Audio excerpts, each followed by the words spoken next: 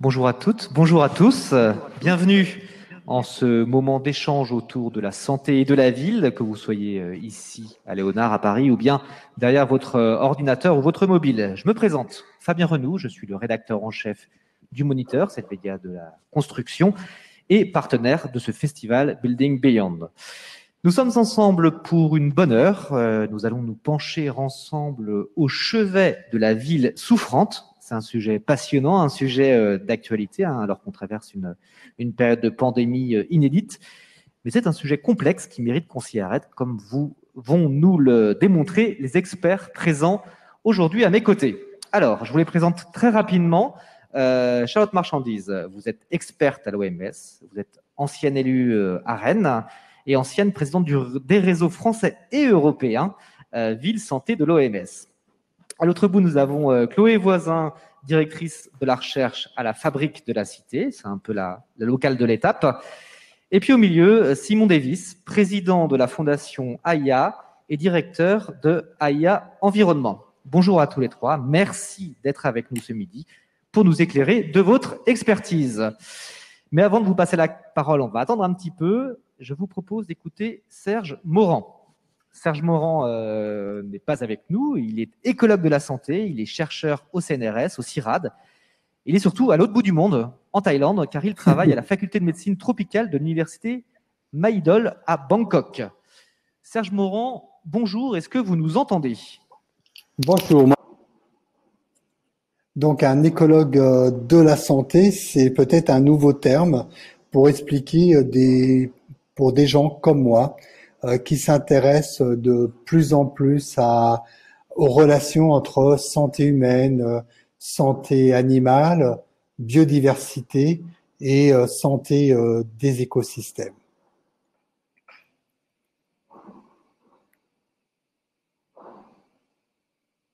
Alors, est-ce que vous m'entendez avec le son?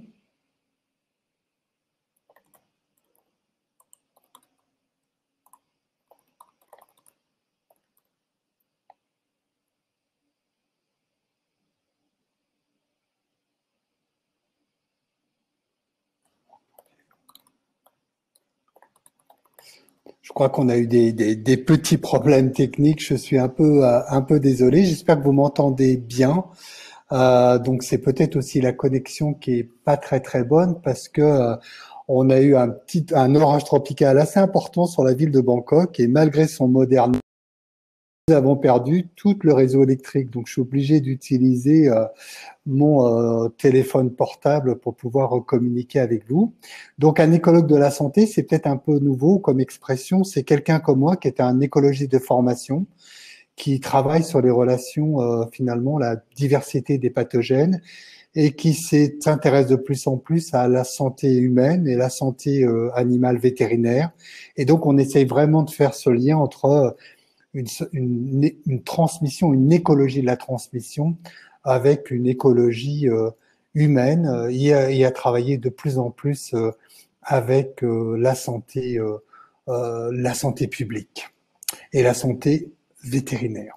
Donc pour préciser finalement, aujourd'hui, c'est travailler, on va essayer de faire ça en 15 minutes, je mets mon starter, de dire quelle est la relation entre ville et épidémie, donc vue par quelqu'un qui est un écologue, qui travaille dans une université d'agriculture et avec le CIRAD qui est l'agriculture, mais qui est hébergé dans une faculté de médecine tropicale, alors que je suis ni médecin, ni vétérinaire, mais vraiment un écologue.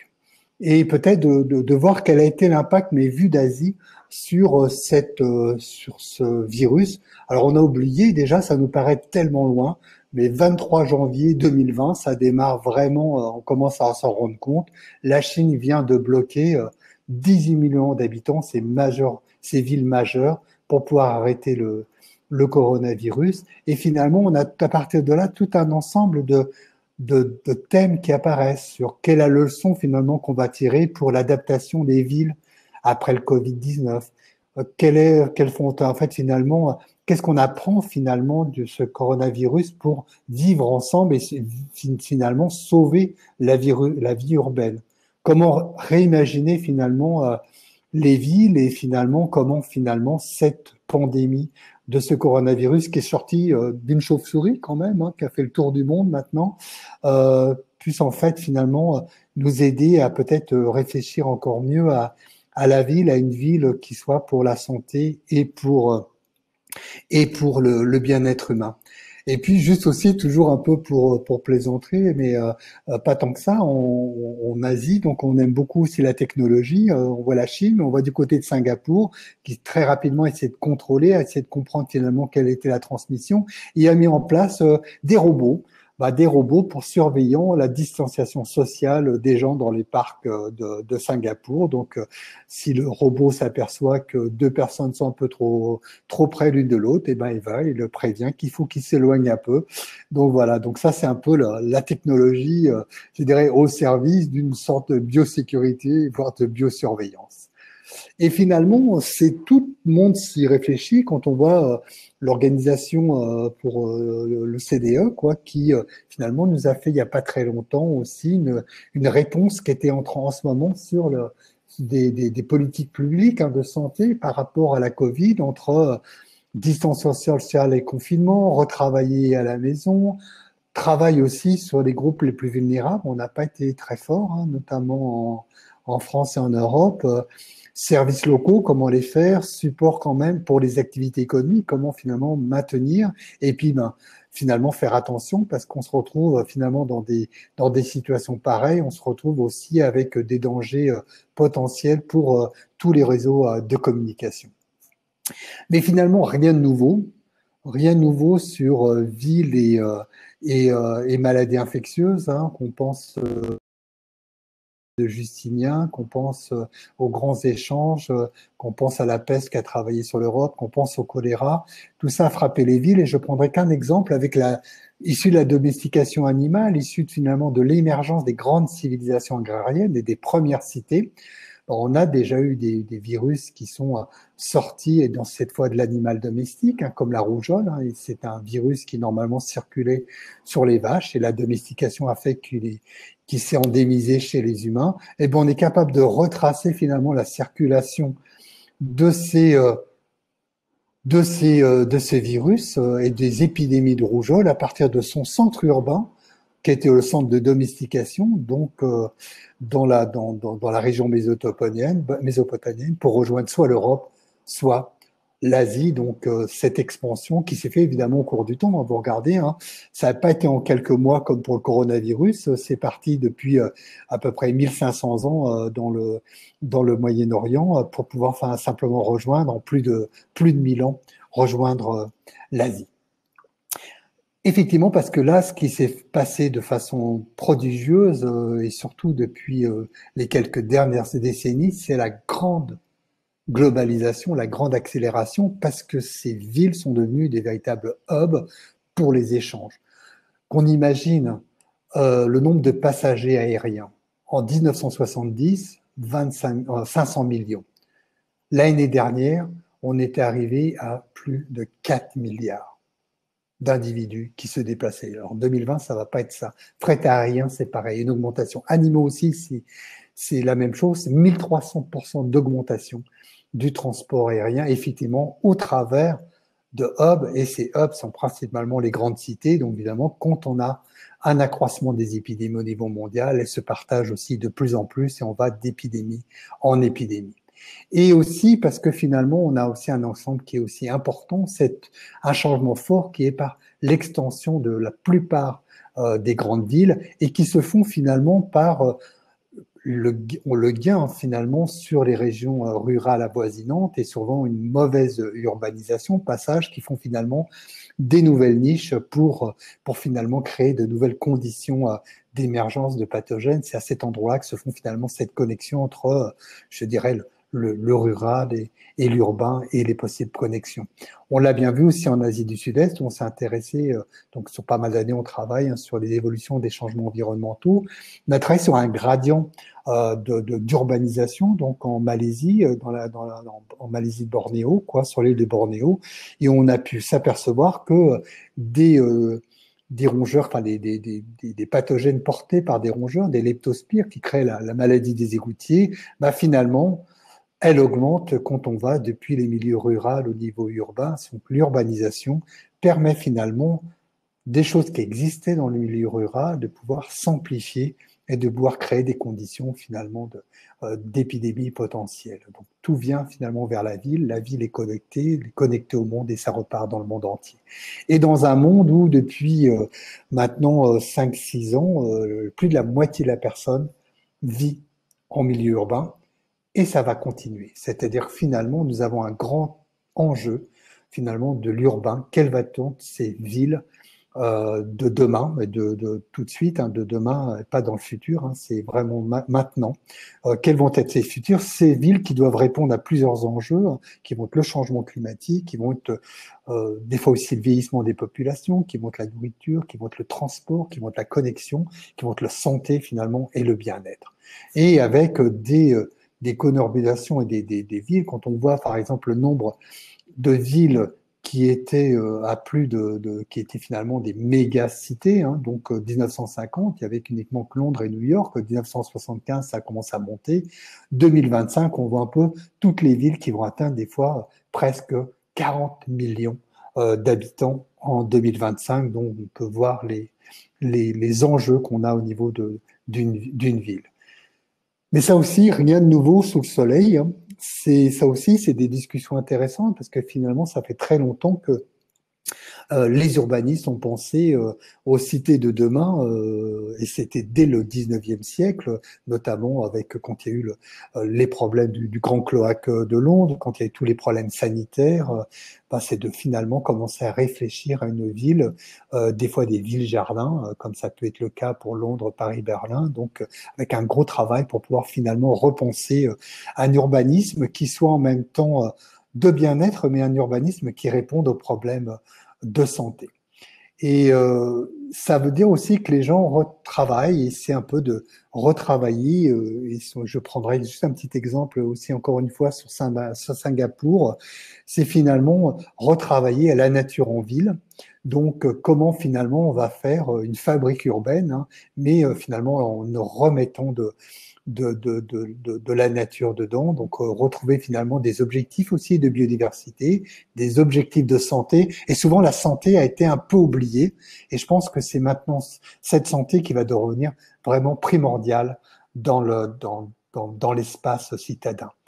Juste encore un exemple, hein, quand on regarde les espaces urbains en Asie, ça va être aussi l'enjeu. Donc oui, on est à de gros espaces urbains encore dans Hong Kong et Singapour, hein, même si on s'en aperçoit pas, mais ce sont Singapour était vu comme une ville-jardin, Hong Kong est entouré de grands parcs, mais on voit effectivement que ça diminue. Bangkok, nous avons pratiquement rien du tout.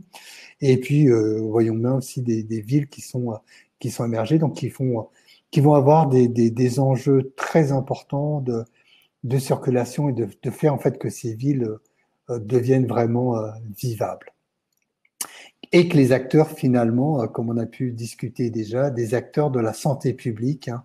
Et c'est vrai que l'initiative, je me rappelle, j'ai fait mes études à Rennes, j'ai fait ma thèse à Rennes, juste au moment où se lançait Rennes et devenait dans le réseau santé ville santé, notamment avec l'OMS. Je pense que Rennes était une des villes en pionnière en France, comme d'ailleurs Montpellier est une ville pionnière sur les aspects ville biodiversité, notamment ville biodiversité Méditerranée. Et je pense que là, vraiment, on a un enjeu fantastique pour pouvoir finalement repenser et vraiment que les acteurs de la santé publique soient vraiment conscients et s'impliquent beaucoup plus dans l'urbanisme et finalement ne soient pas simplement que là pour traiter les problèmes d'émergence et d'urgence sanitaire, mais prennent en compte finalement de cet enjeu qu'on a à faire. Donc je prends cet exemple rapidement et je vais en finir un peu avec ça. C'est encore une fois, Singapour est toujours à la teneur. Nous avons eu l'année dernière une super discussion en Asie, justement en Asie du Pacifique, sur ces relations biodiversité et santé entre c'était l'OMS et la Convention sur la diversité biologique. Les gens de Singapour étaient là. Ils ont déjà mis en place les jardins thérapeutiques, ça y est, c'est fait. Ils ont déjà mis en place que dans chaque fenêtre des hôpitaux, de tous les hôpitaux, pour tous les patients de Singapour, doit donner sur du verre, doit pouvoir participer à je dirais, l'aide psychologique par la confrontation avec de la nature. Ça y est, ils ont mis en place, ou ils vont finir de le mettre en place, que toute personne habitant à Singapour doit être à moins de 200 mètres à pied d'un espace vert, d'un jardin. Donc voilà. Et ça, évidemment, avec tout un planning, une façon de voir, c'est-à-dire de regarder comment ça se fait entre justement les différents porteurs d'intérêt, y compris d'ailleurs les populations, hein, qui sont complètement dedans, les gens de la profession de la santé, les architectes paysagers ou d'urbains, les gens qui s'appellent des jardins, quoi, et tous les usagers. Donc ça aussi, c'est finalement une occasion, dans le cadre même européen, de retravailler. Le post H2020 va vraiment nous ouvrir aussi de nouveaux défis, notamment avec l'agenda sur des politiques nouvelles d'innovation, de recherche, hein, de trouver finalement des solutions basées sur la nature pour finalement je dirais, reverdir, remettre de la nature en ville, la retrouver, mais évidemment, ça va changer les choses. Ça veut dire qu'il faut les penser en même temps en termes évidemment de contribution de cette nature à la santé. Alors, je voudrais juste mettre un exemple. Singapour, et Hong Kong, qui sont très vertes, ont des taux d'épidémie, que ce soit pour les différentes maladies, mais que ce soit aussi pour la dengue, que ce soit Zika, que ce soit chikungunya, en dépit de leur densité humaine, beaucoup plus faibles que leurs villes, je dirais, voisines de Hanoï, Bangkok ou Manille dans la même région. Donc ça veut dire qu'on peut verdir une ville sans forcément mettre en danger ses habitants parce qu'il y a la nature. Loin de là, la nature peut jouer son rôle en temps finalement de dilution, en termes de mitigation des problèmes sanitaires. Évidemment, ça suppose une bonne coordination entre les différents secteurs. Donc finalement, j'en finirai là. On a à construire le futur que nous voulons. Je pense qu'il faut être très positif, c'est un enjeu fantastique que nous avons pour les villes, dans un cadre d'urbanisation, dans un cadre de changement démographique important, avec des vieillissements, avec des choses nouvelles, de remettre aussi les jeunes dans cette ville que nous voulons, quoi. Quelle futur nous voulons, et notamment pour les villes, qui doivent finalement des villes santé, des villes bien-être, des villes vertes, des villes qui aiment la biodiversité. Voilà.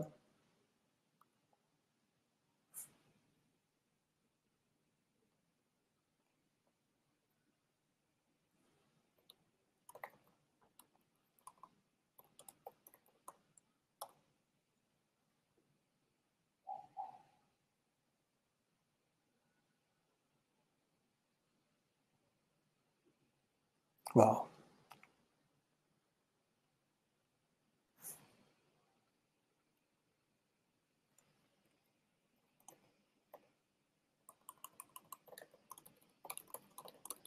Et des citadins. De quoi souffrent-ils? Comment porter un diagnostic? Comment soigner le mal? Autant de questions donc qu'on va aborder tous ensemble. Pour commencer, j'aimerais que chacun d'entre vous se présente en quelques mots, mais surtout qu'il nous indique sous quel prisme, par quel prisme plutôt, il ou elle s'intéresse aux questions de la ville et des pathologies, et surtout comment la ville et santé sont des concepts, à vos yeux, intimement liés. Je propose de commencer par Monsieur Davis. À vous l'honneur. Bonjour à tous, merci pour cette invitation à la table ronde. Je suis Simon Davis, je représente aujourd'hui le groupe AIA, architecte ingénieur associé, donc une structure qui mène à la fois des architectes et des ingénieurs pour penser les grands enjeux de la ville de demain. Et je représente en particulier la fondation AIA, qui est une fondation d'entreprise dont le but est de réaliser des recherches prospectives sur les liens justement entre architecture, santé et environnement.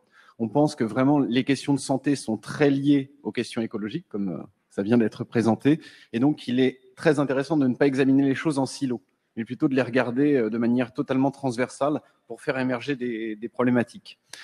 On s'intéresse au sujet de la santé et de la ville depuis la création de la Fondation en 2011, et on a publié notamment un ouvrage qui s'appelle « Bien vivre la ville vers un urbanisme favorable à la santé », qui à la fois regarde rétrospectivement les liens historiques entre urbanisme et santé, et là on en a parlé dans la présentation précédente, qui dresse une forme de cartographie à la fois des facteurs néfastes pour la santé dans la ville, mais aussi des vecteurs de bien-être, parce que la santé, c'est une notion positive, il ne faut pas parler que de la pathologie, et qui fait une sorte de benchmark international de différents dispositifs opérants qu'on a pu voir apparaître dans les villes ces dernières années et qui sont en faveur de la santé. Aujourd'hui, c'est une approche que vraiment on aborde sur l'ensemble de nos projets pour qu'elles soient intégrées au plus tôt dans la démarche de conception. On réalise notamment pas mal d'opérations hospitalières où, par exemple, un des indicateurs qui vient d'être évoqué, c'est-à-dire le fait d'accéder depuis sa chambre à un espace végétalisé, ça devient vraiment un indicateur de conception qu'on peut même optimiser avec les outils numériques maintenant. Voilà, c'est un exemple. Ça veut dire que ça nourrit aussi la réflexion des concepteurs d'AIA, en fait, c'est ça? Oui, c'est le but, c'est que ça puisse nourrir, on va dire, la réflexion de l'ensemble des opérateurs du monde de la ville et en particulier, bien sûr, les concepteurs, quoi, que le dessin il puisse incarner une dimension positive sur la santé. Mais quand on parle de santé, et c'est vrai qu'on ne l'a pas rappelé pour l'instant, on ne parle pas juste de l'absence de maladie, de l'absence d'épidémie. Ça, c'est important de le dire vraiment en introduction. C'est-à-dire qu'on regarde aussi tout ce qui va amener du bien-être aux populations. On ne regarde pas que la question de la guérison, mais on regarde aussi beaucoup la question de la prévention et on regarde la question de comment aussi vivre avec la maladie, avec les dimensions mentales et collectives de la santé. Très bien, il faut juste bien mettre son micro proche de la bouche et du masque en particulier. Voilà, très bien. Merci déjà pour cette première introduction très claire sur votre approche. Charlotte Marchandise, on a entendu dans la présentation que Rennes était un peu à la pointe des relations, de la réflexion en tout cas sur la ville et sur la santé. Vous, ça tombe bien, vous êtes passé par la municipalité de Rennes, entre autres. Oui, bonjour à toutes, puisque vous avez fait bonjour à tous, puisque la question d'équité est au cœur des démarches de santé justement et de plus en plus, et y compris sur les égalités de genre. Moi, mon parcours est sur pas mal de choses, mais axé notamment sur l'empowerment et les questions d'associer les personnes directement concernées aux sujets qui les concernent. Alors, j'ai travaillé autour du numérique, autour du côté militant, autour de la vie sexuelle et affective. Et puis, parce que j'étais militante, on m'a proposé d'être en tant que société civile élue à la ville de Rennes, enfin, candidate puis élue en 2014, et j'ai fini mon mandat en 2020, donc en juillet, avec toute une partie en milieu de la crise sanitaire.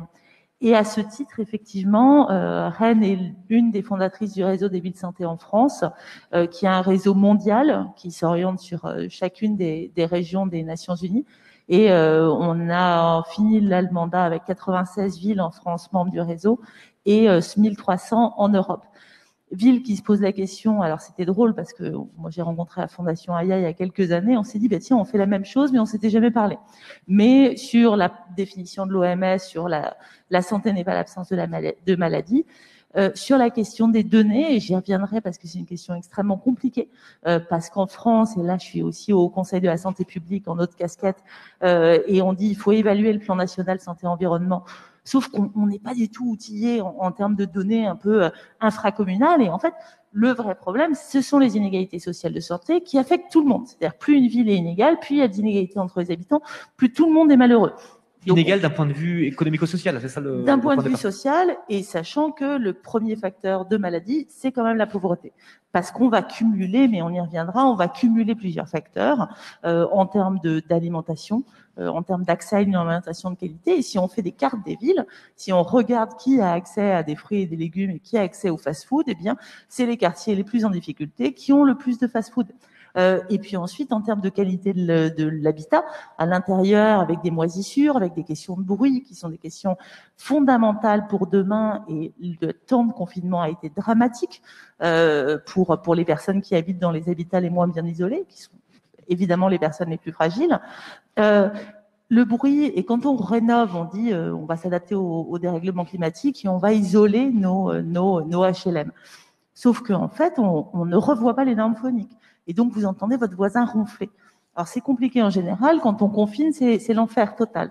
Donc, on va à chaque fois aborder la question de la santé par le prisme de tous les déterminants, c'est-à-dire le logement, c'est-à-dire les espaces verts autour, et j'y reviendrai tout à l'heure, par l'éducation aussi, par le vieillissement, on en a parlé, Le climat et l'animal en ville. Moi, un de mes plus gros budgets dans les 6 dernières années, ça a été le frelon asiatique, qui se plaît beaucoup, beaucoup en Bretagne.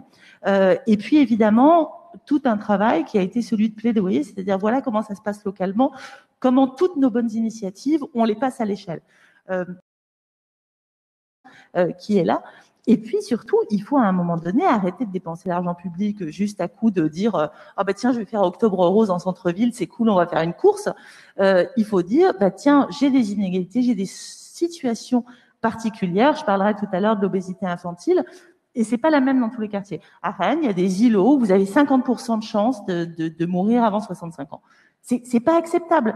Mais moi, je vais arrêter en tant que politique publique de mettre de l'argent sur des actions de centre-ville pour des gens qui sont déjà en vélo, qui vont à la campagne, qui vont à la mer et qui mangent très bien. Et on va aller mettre l'argent dans un terme d'ingénierie de la santé pour les personnes qui en ont besoin et travailler avec les associations sur ces questions-là. Pour autant, avoir des données infracommunales, c'est une bataille de tous les jours. Très bien, merci. Je passe la parole à notre troisième intervenante, Chloé Voisin, directrice de la recherche au sein de la Fabrique de la Cité. Donc, c'est le think tank dédié à l'innovation urbaine créé à l'initiative du groupe Vinci. Comment la Fabrique de la Cité se penche sur cette question sanitaire? Alors, nous, on s'est interrogé, d'ailleurs, comme vous deux, sur N'hésitez pas à rapprocher le micro de votre masque. Donc, nous, d'où on est parti, donc on a commencé à travailler sur cette question et d'ailleurs, Charlotte faisait partie de notre groupe de travail pour pouvoir traiter de cette question. On s'est interrogé sur les liens entre urbanisme et santé, donc quelque chose qui a rien de nouveau, puisque effectivement la ville s'est construite sur ce lien. La ville, si on y réfléchit, et ça c'était une perspective qui était très importante pour nous, c'est de voir qu'est-ce qui a été fait dans le passé. Est-ce que finalement aujourd'hui la façon dont les villes vont aborder cette question de santé et d'urbanisme est renouvelée. Donc on sait que notamment la ville s'est constituée comme un rempart. Enfin, un rempart d'abord contre les ennemis qui venaient attaquer la ville, contre la nature, ça on l'oublie souvent parce qu'on parle beaucoup maintenant de la nature et Serge Morand en a parlé de finalement à la fois cette nature très très apaisante qui peut amener beaucoup de bénéfices pour la santé, mais c'est aussi une nature hostile et d'abord elle était hostile.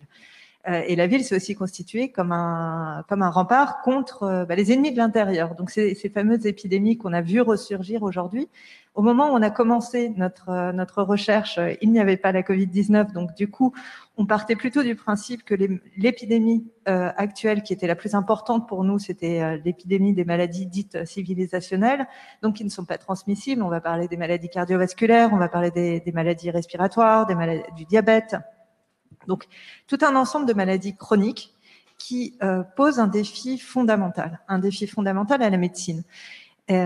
Puisqu'il y a quelque chose qui s'est passé au 19e siècle qui était formidable, c'était la révolution pasteurienne qui a changé brutalement le lien entre urbanisme et santé. Où soudain, finalement, cette question de la bonne santé, de la lutte contre la maladie, qu'on essayait de traiter comme on pouvait, et aussi par l'espace urbain, finalement tout le monde essayait de faire en sorte de ne pas mourir. Là, soudain, grâce à la médecine, grâce au progrès de la médecine et de la thérapeutique, on a pu recentrer la question de la santé sur le lien entre le patient et le médecin.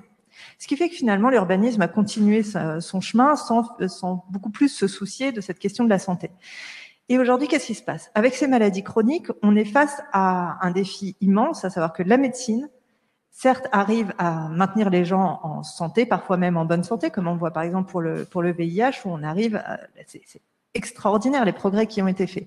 Mais par contre, pour la prophylaxie, donc pour éviter que les gens tombent malades, la médecine est dans une impasse.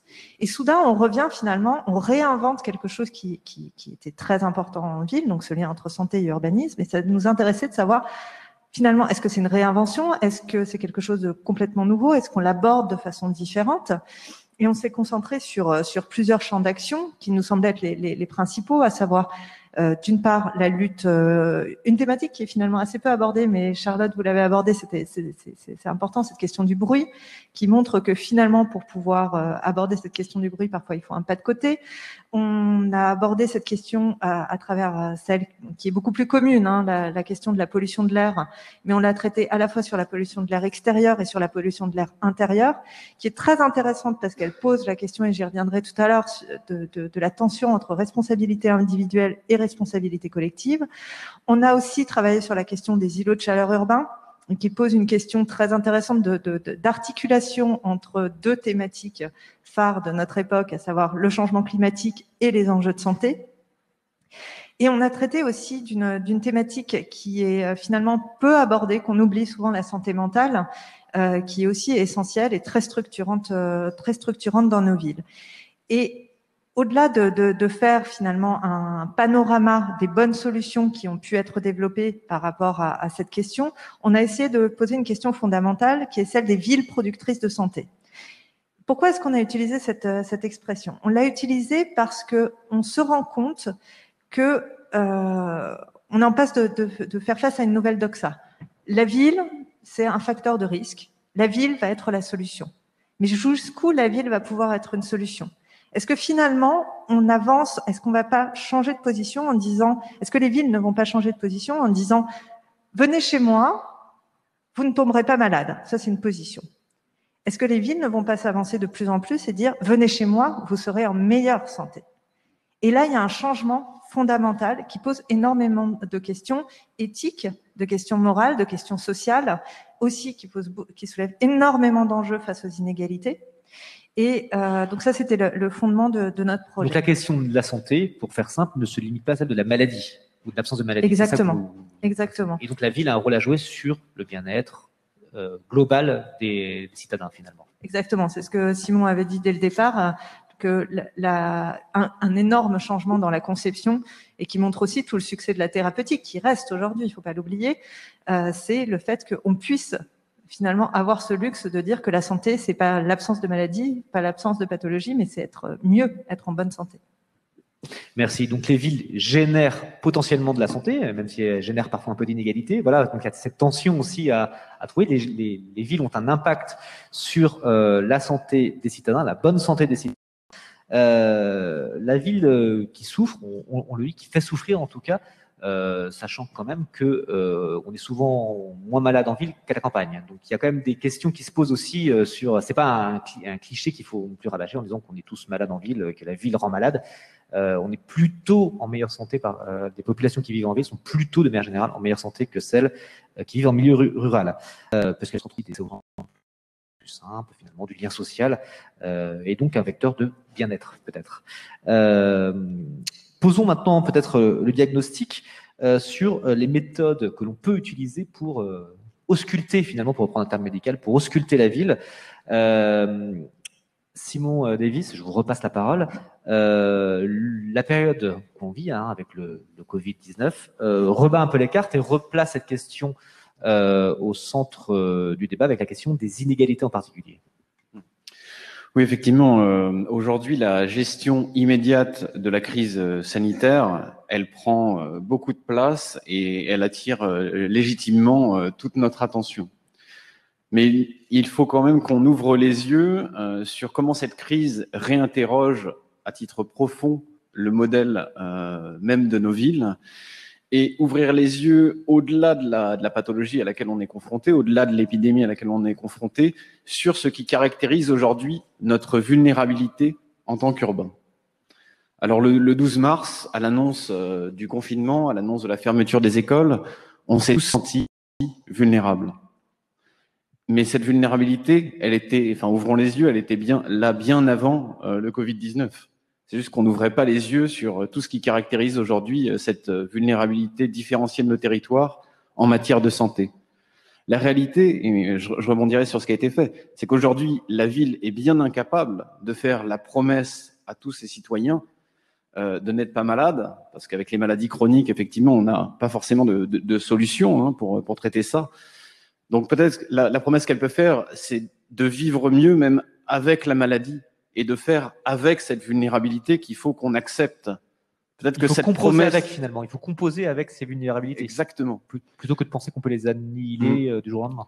Peut-être que cette promesse qu'on s'est faite à l'issue de la Seconde Guerre mondiale, comme quoi la santé c'était un état de bien-être mental, social et physiologique, on doit la réinterroger à la lueur de la situation actuelle, pendant laquelle, bon, certes, on est face à une pandémie, mais on a aussi d'autres grandes maladies chroniques qui nous attendent, à savoir voilà, le dérèglement climatique notamment, la perte de la cohésion sociale, et toutes ces choses-là auxquelles il faut qu'on fasse face en ouvrant les yeux et en nourrissant une forme de diagnostic partagé sur tout ça.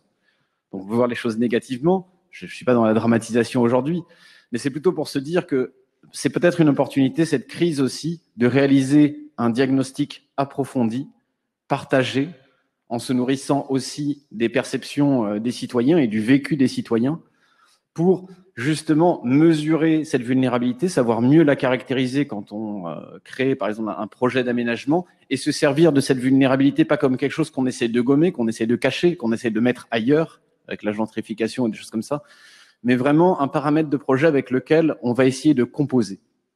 Donc c'est vraiment aussi changer de perception par rapport à notre vulnérabilité. On dit souvent, même dans le monde du management, un bon manager, finalement, il s'avoue ses propres vulnérabilités. Bah, pour moi, enfin, en tout cas, dans cette perception de la fondation, il faut aussi apprendre à composer avec ses vulnérabilités, et ça engage à ouvrir les yeux grandement là-dessus. On a parlé des inégalités de santé entre territoires. Chaque territoire, aujourd'hui, il a sa propre identité en matière de santé. Il a son propre corpus de citoyens. Il a aussi son cadre de vie. Le cadre de vie, aujourd'hui, il influe sur à peu près 70 à 80% des déterminants de santé. Donc, quand on est des acteurs de la ville, on a une responsabilité qui est juste énorme sur la prise en compte de la santé dans les projets d'aménagement et dans les projets architecturaux. Donc, l'enjeu, c'est qu'on se mette tous voilà, à l'épreuve d'une forme de promesse sur cette prise en compte accrue, et qu'on réunisse les conditions pour donner de la valeur à cette question de la santé dans les projets. On a parlé des espaces verts un peu avant. Est-ce que l'espace vert aujourd'hui, dans un projet d'aménagement ou dans un projet de construction, on lui accorde suffisamment de valeur? Est-ce qu'il n'a pas juste une valeur ornementale? Est-ce qu'on lui donne vraiment toute sa dimension en termes de services écosystémiques et également de liens directs avec la santé? Parce que maintenant, c'est désormais les recherches éprouvées. La présence du végétal, on en a besoin. C'est toutes les recherches sur une discipline passionnante qui s'appelle la biophilie. Ça permet la réduction du stress. Ça encourage la cohésion sociale. C'est le premier vecteur qui incite les gens à marcher. Donc, on a parlé aussi tout à l'heure de l'inactivité physique, qui est quand même le 4e cause de mortalité à l'échelle mondiale, hein, l'inactivité physique. Donc, voilà comment on met en mouvement l'ensemble de ces éléments pour faire une ville à la fois favorable à la santé, mais aussi qui s'inscrit dans les grands enjeux écologiques auxquels on est confronté. C'est vraiment cette dimension collective de la santé qu'il faut avoir en tête. Et s'il y a bien un enseignement de la crise sanitaire et du confinement, c'est que notre santé collective, c'est pas la somme des santé individuelles. Il y a quelque chose à creuser sur les liens qui les unissent. Alors, très rapidement, j'ai juste une petite question pour ouvrir. Oui. L'enseignement de la crise du Covid, c'est un peu un révélateur de tout ça. Oui. Et en même temps, est-ce que on peut résumer le nouveau défi à créer des villes de la distanciation sociale? Voilà. Est-ce qu'il ne faut pas non plus voilà, est-ce qu'il faut pas non mais ce que je veux dire c'est que on doit réduire en même temps la question de la santé à la question de cette transmission qui est quand même au cœur de nos esprits aujourd'hui et qui risque de transformer, de biaiser peut-être un peu les regards. Effectivement. Alors moi, je voudrais être bien clair par rapport à cette question, parce qu'effectivement, on voit beaucoup de débats aujourd'hui sur la densité, sans d'ailleurs que soit bien définie la notion de densité. En fait, il y a énormément de définitions dans le monde de l'urbanisme de la densité, et il faut voir voilà, que le rapprochement entre individus, c'est pas la question forcément de la densité. On voit, voilà, c'est peut-être celui de la polarisation, avec le regroupement de plein d'équipements, c'est peut-être celui aussi de logements dans lesquels on a une suroccupation majeure, mais c'est pas forcément celui du nombre d'habitants à l'hectare, quelque part. Et moi, je pense à titre personnel que si on conçoit demain les villes avec cet étalon de la distanciation sociale, c'est une ville cauchemardesque qui s'offre à nous. Donc, sans doute, penser le scénario de la crise sanitaire et pouvoir s'adapter très rapidement à cette crise sanitaire pour maintenir une distanciation sociale, sans doute. C'est ce que maintenant on intègre dans des programmes d'hôpitaux, par exemple, ou qu'on intègre dans des programmes de bureaux, que ce scénario Covid il puisse alimenter la réflexion, mais surtout pas en période, on va dire, classique, sans épidémie. Parce que l'un des premiers déterminants de santé, Charlotte l'a dit tout à l'heure, c'est la cohésion sociale. Et donc, c'est le rapprochement entre individus. Donc, on est dans cette forme d'oxymore, c'est-à-dire une ville dont la vocation est de faire converger des gens, de créer de l'entraide, de créer de la solidarité, et qui en même temps devrait les mettre à distance.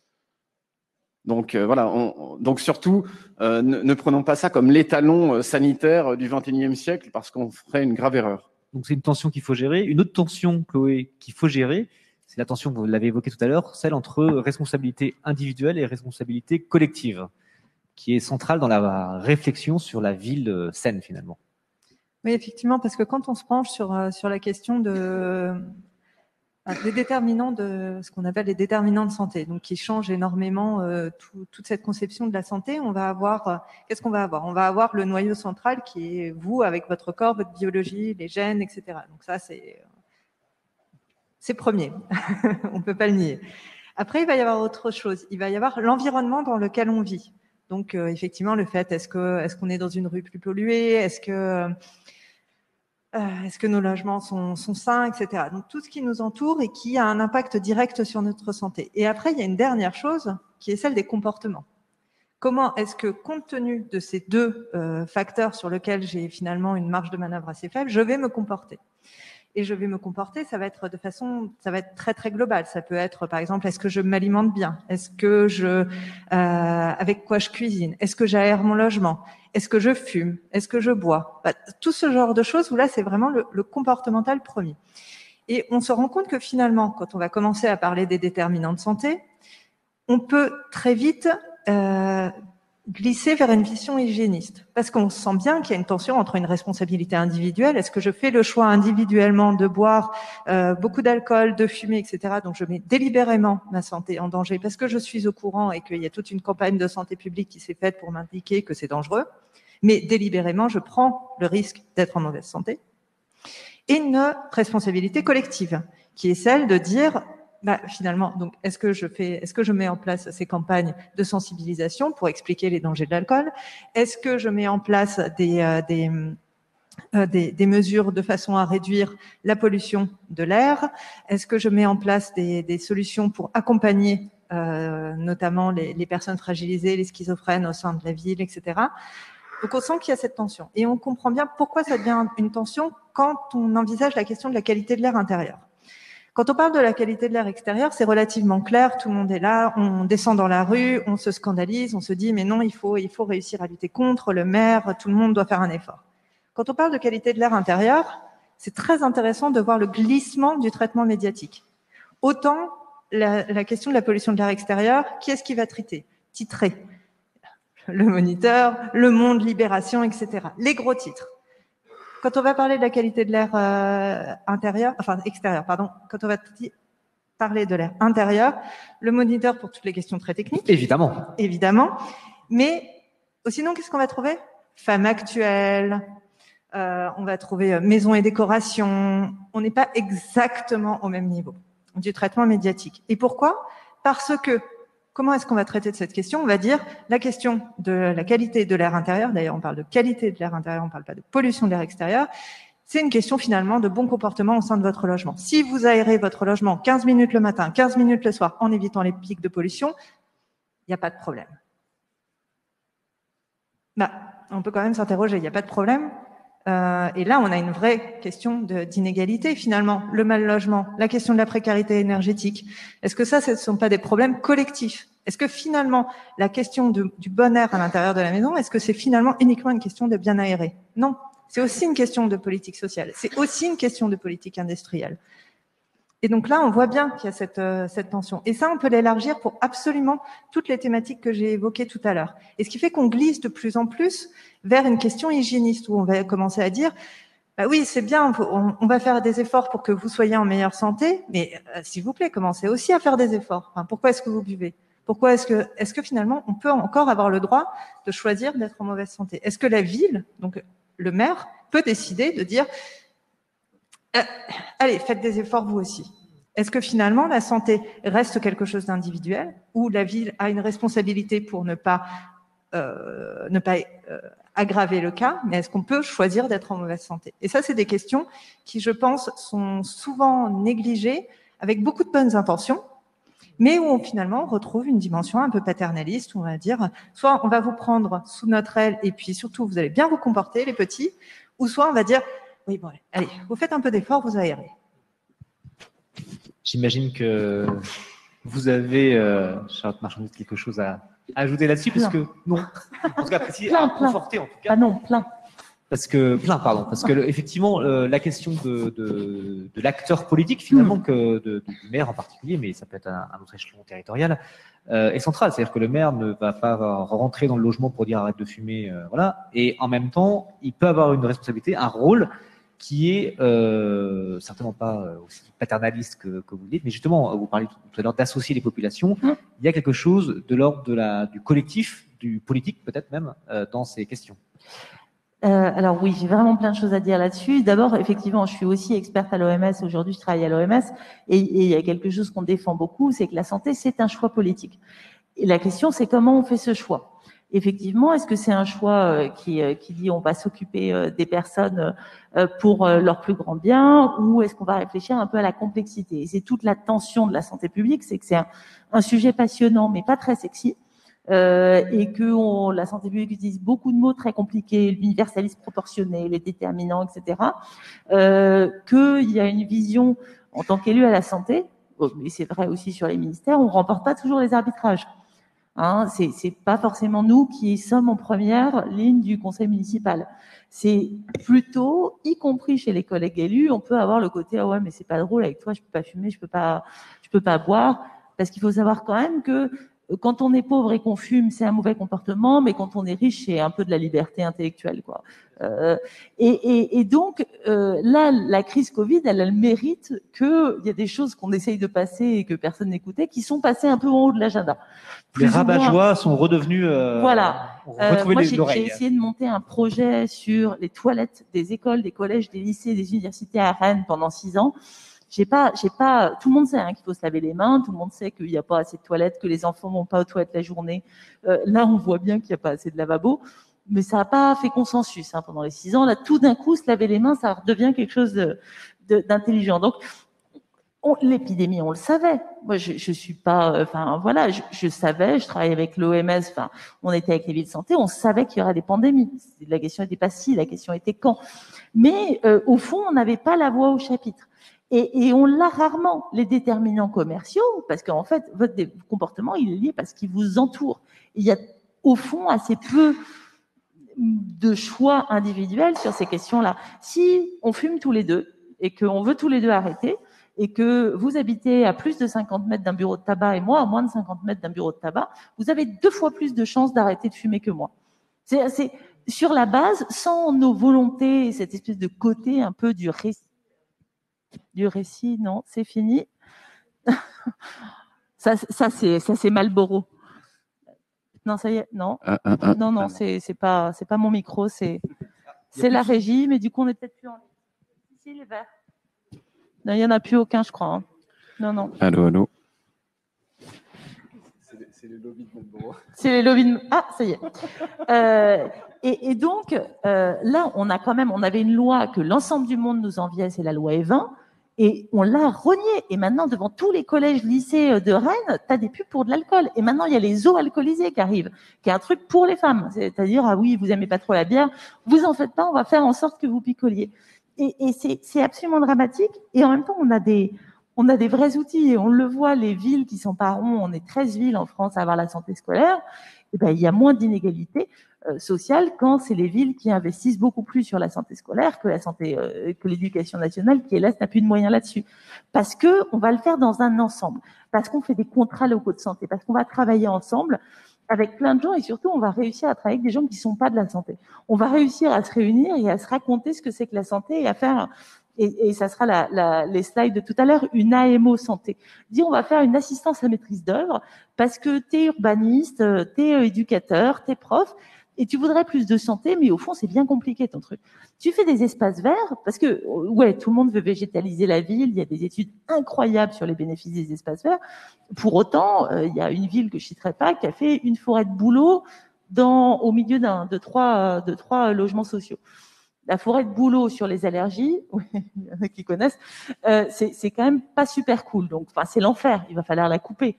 On s'en sort pas. Donc, comment la santé est au service, c'est-à-dire pas pour gagner les arbitrages, mais bien se mettre au service et nourrir dans cette approche de santé dans toutes les politiques l'ensemble des décisions pour se dire que demain, au lieu d'opposer les choses, et on le voit sur les gouvernements, et il y a une étude qui est sortie là, il y en a plusieurs, mais il y en a une d'hier qui montre à nouveau que quand on a dit que certains pays avaient mis la santé au-dessus de l'économie, en fait, c'est hyper bon pour l'économie.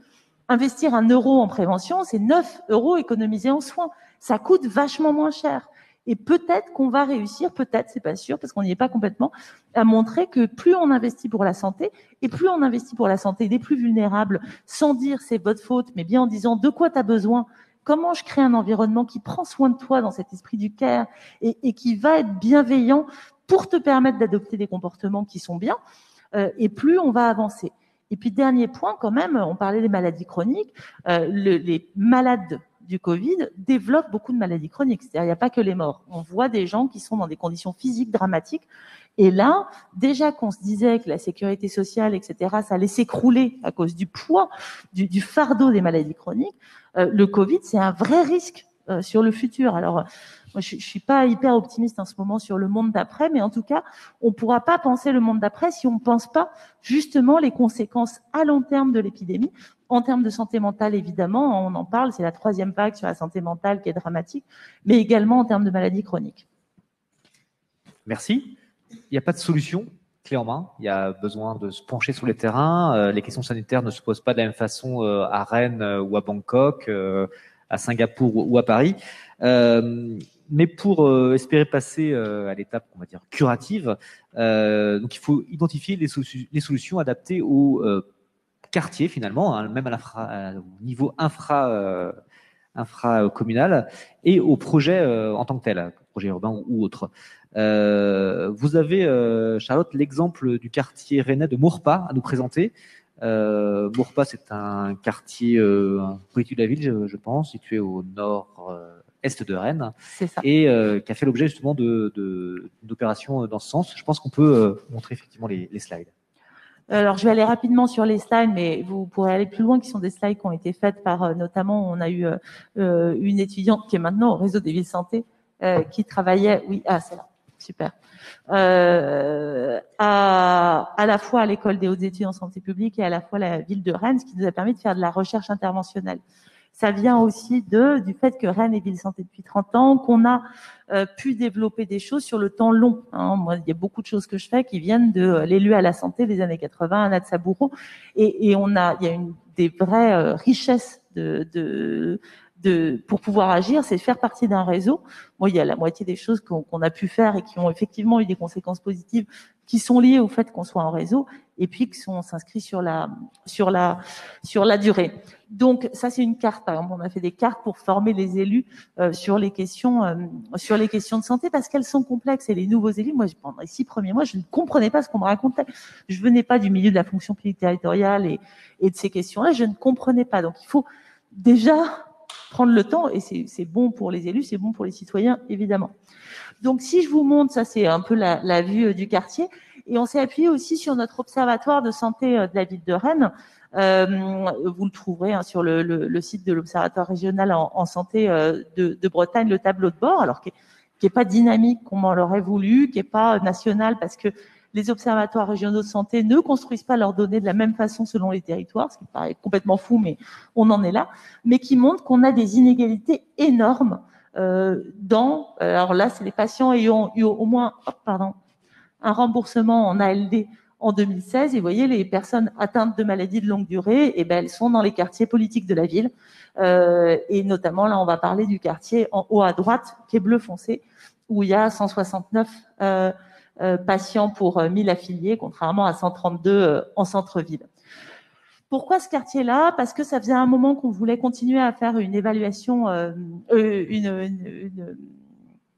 une évaluation en impact sur la santé qu'on avait déjà fait sur un autre projet, en disant il faut qu'on prenne cette question de la santé dès le départ, au moment de la construction du quartier. Parce que ce qui marche, c'est pas d'aller faire des pansements sur des jambes de bois et après, c'est d'intervenir le plus tôt possible. Et puis, c'était un projet en rue, donc il y avait de l'argent qui arrivait, donc c'était la bonne occasion de venir faire ça. Et puis, au fur et à mesure, on s'est dit que on n'allait pas pouvoir agir sur tout, parce que qui trop embrasse mal est train. Vous avez vu les déterminants de la santé, c'est extrêmement complexe. Là, j'ai pas mis la slide où on montre tous les acteurs qui interviennent sur un renouvellement urbain et sur un aménagement, mais il y a une quantité incroyable d'acteurs. Donc, on s'est dit, on va choisir quelques déterminants. Et plus qu'une évaluation d'impact sur la santé très technique, on va faire une démarche d'accompagnement sur différents déterminants importants. Donc, vous l'avez vu, sur l'activité physique, l'air, le bruit et la cohésion sociale, qui sont essentiels dans ce quartier. Et puis, on va travailler principalement, je vais vous montrer, mais sur d'autres choses, mais sur les espaces publics et notamment les espaces de jeu, puisque c'est pas parce qu'on a des espaces verts que les enfants courent.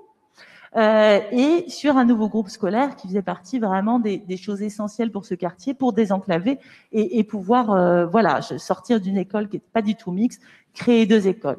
Sauf que cette nouvelle école, c'est super, hein, on fait une nouvelle école, et elle se retrouvait près d'un énorme boulevard très circulant. Donc, l'AMO Santé dont je vous parlais, elle a travaillé à essayer de faire des recommandations pour dire faut pas mettre la cour de récré devant les voitures, faut penser à l'aération du bâtiment sur ces questions-là. On est travaillé avec l'École des hautes études en santé publique sur tous les effets, hein, je rentre pas dans le détail, on n'a pas le temps, mais sur tout ce qui va pouvoir permettre de promouvoir l'activité physique. Et l'activité physique de tous et de toutes.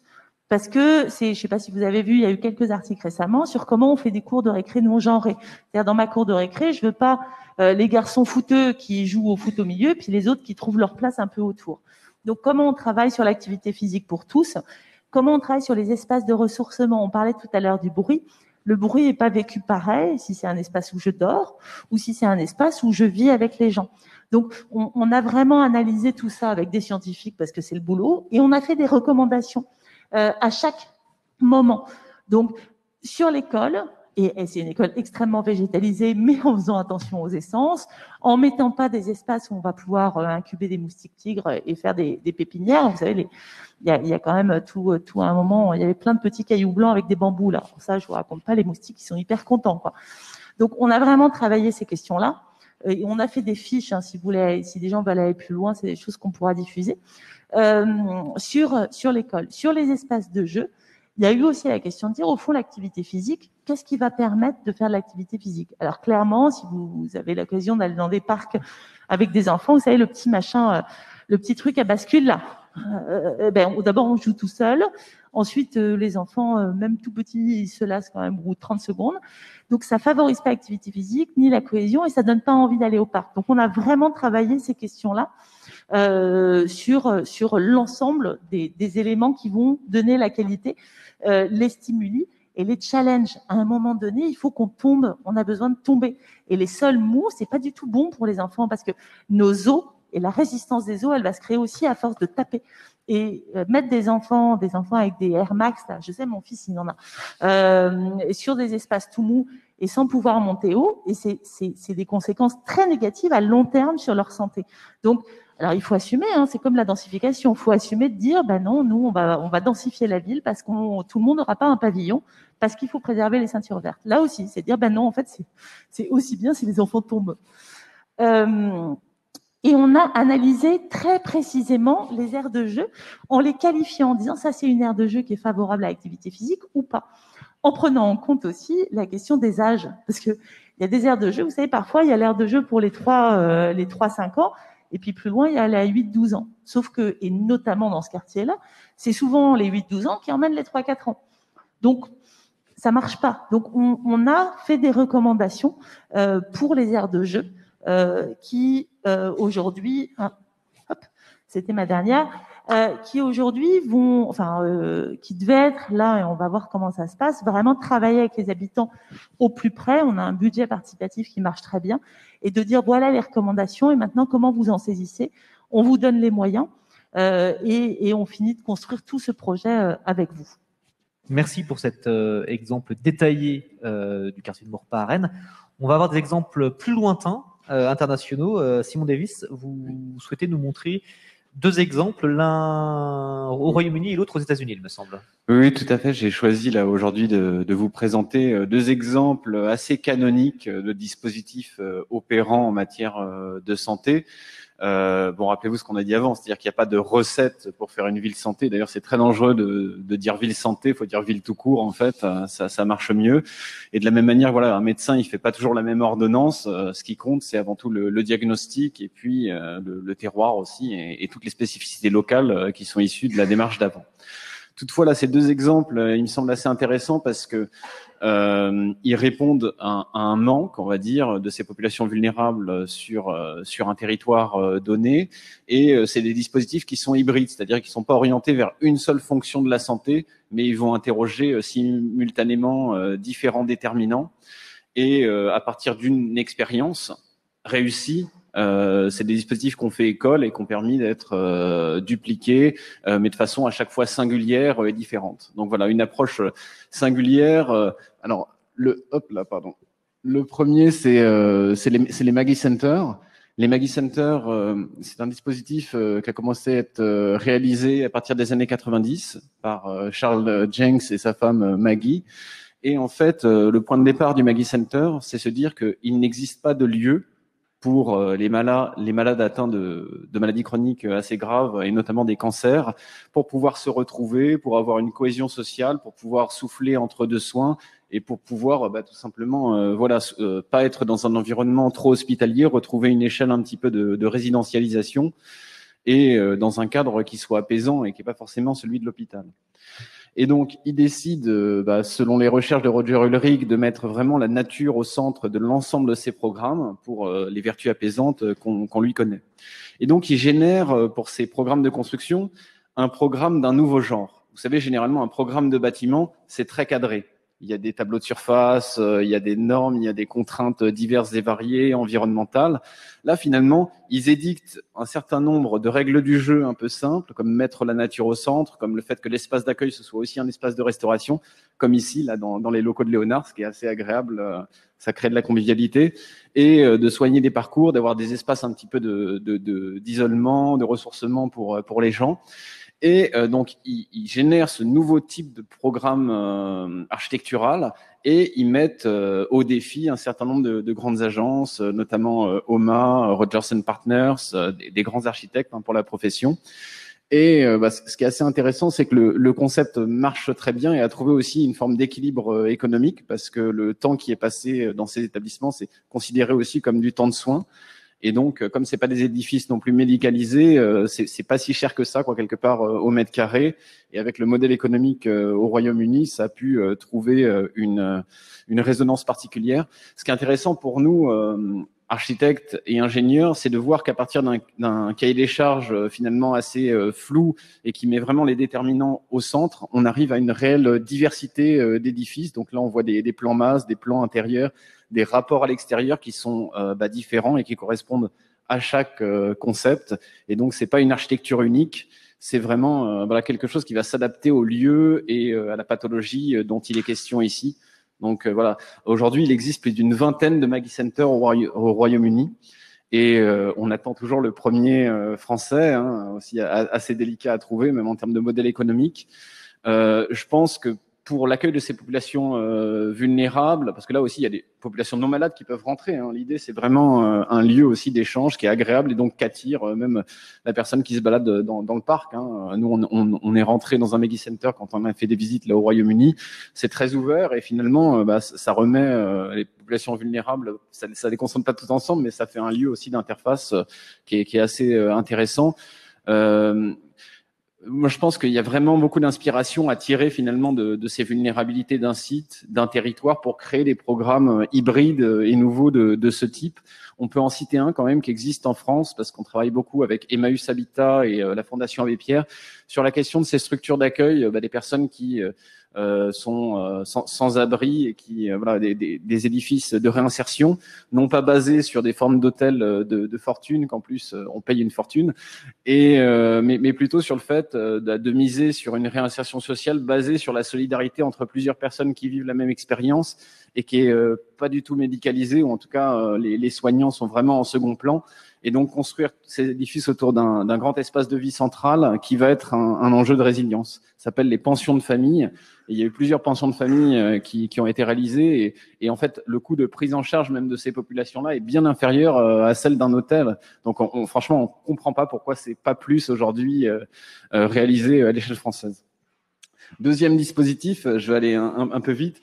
Bon, il m'est venu en voyant quelque part, là on est dans un contexte beaucoup moins lourd, hein, avec moins de population vulnérable, mais il m'est venu à l'issue du déconfinement, on a semblé découvrir en France ce qu'on appelle nous l'urbanisme tactique, ou si vous préférez l'acupuncture urbaine. C'est le fait de pouvoir intervenir très rapidement, ponctuellement sur un quartier pour apporter des petits dispositifs complémentaires pour le bien-être des habitants, hein. Donc ça peut prendre plusieurs formes. Et j'ai tenu à rappeler un peu l'expérience qu'avait menée la mairie de San Francisco à partir, je crois, de 2009, où il y a eu le premier parklet. Le constat de départ, c'est finalement, à San Francisco, il y a plus de 85% de l'espace public qui est consacré à la voiture. La voiture, c'est quelque chose qui va générer des pollutions, des accidents, des nuisances acoustiques, tout ce qu'on vient de parler avant. Et donc, il y a un vrai paradoxe d'accorder autant d'importance et autant de surface à la voiture. Donc, et si on prenait des places de parking, donc c'est des mètres carrés, quoi, quelque part, qui sont inutilisés aujourd'hui, et que on définissait un budget et qu'on construisait quelque chose avec les habitants sur un quartier pour être vecteur de santé et qui soit un projet vraiment co-construit avec l'ensemble de ces habitants. Alors, il y a quand même quelques règles à respecter. Il faut se donner déjà les moyens, avoir un budget qui est maîtrisé. Il faut être accompagné aussi d'un architecte ou d'un paysagiste pour que ce soit quand même, ça s'intègre dans une démarche globale. Il faut qu'effectivement, la mairie, elle puisse encadrer aussi ce projet. Et donc, c'est soumis à validation, hein. Mais ce qui est intéressant, c'est qu'à partir d'une expérimentation unique qui avait été menée sur un quartier, aujourd'hui, on a plus de 52 parklets à San Francisco. Et en fait, il faut vraiment faire cette distinction entre le parklet, qui est un projet concerté avec l'ensemble des habitants du quartier, et juste l'extension d'une terrasse de restaurant, hein. C'est pas exactement la même fin, etc. Là, c'est vraiment quelque chose qui est partagé à l'échelle du quartier et qui peut vraiment, à partir d'un petit élément, faire toute une différence. D'un seul coup, en fait, ils ont constaté que là où les parklets étaient installés, les gens connaissaient beaucoup plus leurs voisins. Ils pouvaient citer comme ça 15-20 noms de voisins, alors que d'habitude, ils en citaient 3-4. Donc, c'est vraiment aussi un vecteur de solidarité des habitants. Bon, San Francisco, c'est pas la ville la plus défavorisée du monde, bien sûr, ça c'est sûr, mais ça crée quand même du lien, et je trouve le dispositif intéressant à réinterroger maintenant qu'on a finalement découvert que le temps du projet urbain pouvait être plus rapide dans certains cas, en tout cas qu'il y avait sûrement une complémentarité entre ces dispositifs tactiques et un urbanisme à plus long terme qui est quand même nécessaire pour valider des grandes politiques publiques. Et donc articuler ces deux échelles de temps au lieu de les faire s'entrecroiser et s'entrechoquer, ça me semble tout à fait nécessaire là dans les années qui viennent pour réagir. Chloé Voisin, l'heure tourne. Je vais vous passer la parole pour terminer. Vous n'êtes ni architecte, ingénieur, ni élu local. Vous êtes plutôt d'observatrice. Justement, est-ce qu'on peut, peut-être pour parler de l'actualité et tracer des pistes pour l'avenir, parler du jeu d'acteurs? Est-ce que les différentes composantes de ceux qui fabriquent la cité, finalement, sont conscients, ont les moyens, ont les outils, enfin, sont dans une démarche, finalement, de prendre à bras-le-corps cette question sanitaire dans leurs politiques urbaines? On se rend compte que à partir du moment où on passe sur le concept de santé environnementale, et c'est ça qui est passionnant dans ce changement de perspective, on a un jeu d'acteurs qui se complexifie énormément. C'est que finalement, tout le monde devient acteur. Si on essaie de faire des grosses cases de qui est acteur dans cette question, alors on a toujours le médecin. Il est quand même là. Et le médecin se voit quand même pas mal chamboulé par cette question de la santé environnementale, parce que du coup, sa spécificité, sa légitimité peut être aussi remise en question. Donc il y a pas mal de chercheurs qui ont fait des enquêtes auprès de médecins pour voir la façon dont eux perçoivent cette question de la santé environnementale, et on voit bien se dessiner deux camps, ceux qui restent sceptiques vis-à-vis de cette question de la santé environnementale en disant oui, bon, mais quand même, la vraie médecine, c'est ça, et d'autres qui font un pas de côté et qui avancent et qui essayent justement de jouer ce rôle fondamental de sentinelle. Parce que finalement, le médecin, si on y pense, il est directement en relation avec le patient, donc avec la maladie, mais aussi il est territorialisé. Et vu que quand on parle de santé environnementale, on parle de retour au territoire, là, on peut vraiment avoir un professionnel de la santé, un expert, qui peut donner un avis qualifié sur un territoire. Et ça, c'est très intéressant. Mais contre, il n'est pas un petit peu enfermé dans son cabinet? Oui, mais par contre, il a des gens qui viennent du territoire, du quartier.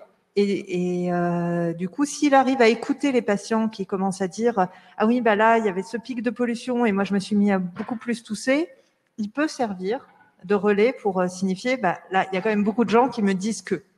Voilà. Donc, on sort de cette question d'évaluation individuelle qui peut être très subjective vers quelque chose qui affirme une vérité plus générale et statistique. Ensuite, on a un autre acteur qui apparaît, et Charlotte en a parlé très bien, c'est la question de la ville. Parce que la ville, finalement, alors qu'il y a une grosse question des compétences, notamment en France, qu'est-ce que le maire et qu'est-ce que l'ensemble des équipes peuvent faire sur cette thématique? En revanche, au niveau de l'opinion publique, c'est la ville qui est tenue pour responsable pour beaucoup de choses, alors qu'elle n'a pas forcément toujours les moyens d'agir. Mais elle a quand même l'urbanisme dans ses mains, et là-dessus, il y a beaucoup de choses qui peuvent être faites. Donc ça, c'est très intéressant de montrer cette évolution du rapport à la ville entre ce qu'on lui demande et ce qu'elle peut faire. Ensuite, on a un autre acteur qui est intéressant, ce sont tous les acteurs de la construction. Parce que quand on passe de cette question de la santé environnementale donc à une responsabilité collective, forcément l'ensemble des acteurs de la construction commencent à se dire je vais pouvoir être tenu responsable s'il se passe quelque chose. Et ça implique énormément de changements. Donc on en a parlé pour la qualité de l'air, beaucoup de politiques industrielles qui doivent être menées sur cette question, la question de la qualité des matériaux, du suivi, qui sont des questions extraordinairement complexes. Parce que du coup, quand on parle de la complexité de l'interaction entre le corps et les facteurs de risque environnementaux, c'est exactement la même chose. Finalement, on peut isoler un matériau, on va voir quel est l'impact sur la santé, mais le cumul de différents matériaux et en temps d'exposition sur le corps et en fonction de la biologie de chacun, ça pose des questions extraordinairement compliquées, mais aussi vraiment passionnantes. On a par contre aussi de nouveaux acteurs. Et les nouveaux acteurs, ça va être les acteurs venus du numérique. Parce que Charlotte, vous l'avez évoqué au tout départ, la question de la donnée est fondamentale. Quand on parle de santé environnementale, on va se dire il faut des données, il faut réussir à objectiver. Et on a de plus en plus de capteurs environnementaux qui sont placés dans les rues, sur les bus, etc., qui donnent énormément et d'ailleurs, Rennes fait des choses extraordinaires sur cette question. Après, on a aussi des capteurs que nous portons sur nous, notamment avec nos téléphones portables. Donc, beaucoup de données qui sont produites.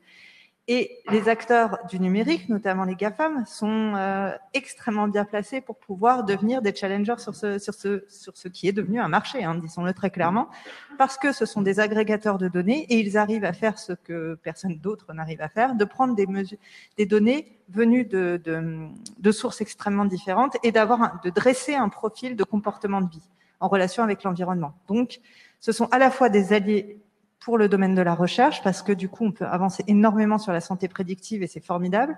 D'un autre côté, il se pose malgré tout la question de la protection des données personnelles, de leur utilisation et beaucoup de questions éthiques. On a un autre acteur qui était déjà là, mais qui prend une autre position, et c'est les assurances, qui, eux, voient aussi tout un intérêt pour pouvoir moduler les primes d'assurance, de rentrer sur ce terrain de la santé environnementale, en disant vous habitez à tel endroit, vous avez tel comportement de vie, on va vous donner un programme d'activité. Si vous le réalisez, soit votre prime d'assurance va baisser, soit vous aurez des bons d'achat quelque part chez Amazon, etc. Donc, ils fournissent des objets connectés de type Fitbit, etc. à leurs assurés. Et il y a un dernier acteur, c'est vous. C'est nous tous, où finalement, on se rend compte que quand on rentre sur le terrain de la santé environnementale, celui qui était patient, donc qui était très passif, devient potentiellement acteur, puisqu'il il est en première ligne de compte pour savoir ce qu'il a fait dans la journée, où est-ce qu'il est passé, donc pour pouvoir relever ses données aussi avec tous les outils qu'on lui donne avec le Quantified Self. Donc on revient sur cet enjeu du numérique. Et aussi, il devient même expert, ce qui pose beaucoup de problèmes dans la relation avec le médecin, parce que soudain, le fait de pouvoir capter autant de données, de devenir aussi expert et que sa parole, même son subjectif, devient aussi quelque chose qui est à prendre en considération par le médecin. Donc c'est des choses on voit bien qu'il y a des champs de tension, que beaucoup d'acteurs viennent, mais ça crée beaucoup de conflits aussi parce que les intérêts ne sont pas les mêmes. Très bien, je crois que ça sera le mot de la fin. L'heure a tourné très vite, c'était passionnant. Merci beaucoup à tous les trois. Charlotte Marchandise, donc de l'OMS et ancienne élue à la ville de Rennes. Simon Davis, donc de la Fondation AIA. Et merci à Chloé Voisin, donc directrice de la recherche à la Fabrique de la Cité. Merci à tous pour votre attention. À bientôt, au revoir.